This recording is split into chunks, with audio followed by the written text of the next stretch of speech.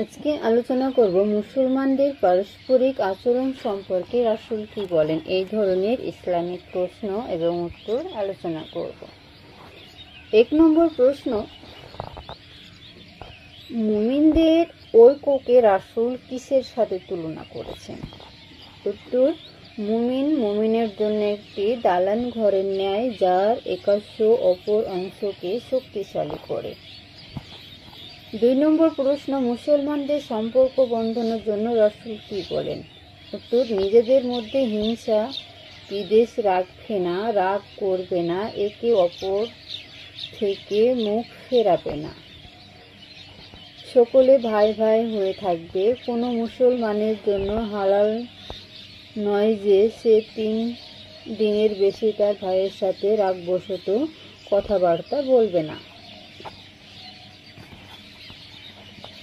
3 নম্বর প্রশ্ন, মুসলমানদের পারস্পরিক আচরণ সম্পর্কে রাসূল কি বলে?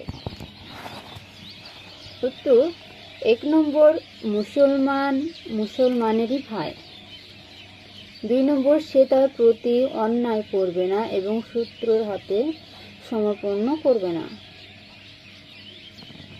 3 নম্বর, যে ব্যক্তি আপন মুসলমান ভাইয়ের প্রয়োজন মেটাতে সচেষ্ট থাকবে, আল্লাহ তার প্রয়োজন মেটাতে সচেষ্ট থাকবেন।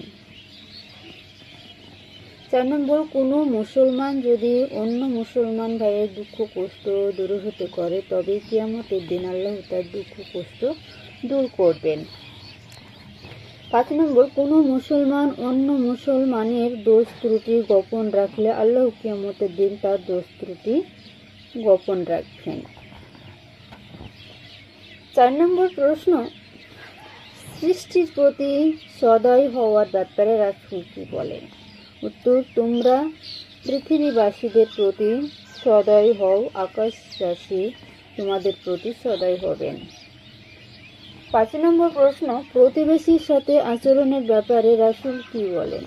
উত্তর, ওই ব্যক্তি মুসলমান নয় যে পেট পুরে খায় অথচ তার পাশেই প্রতিবেশী অনাহারে কালাতিপাত করে।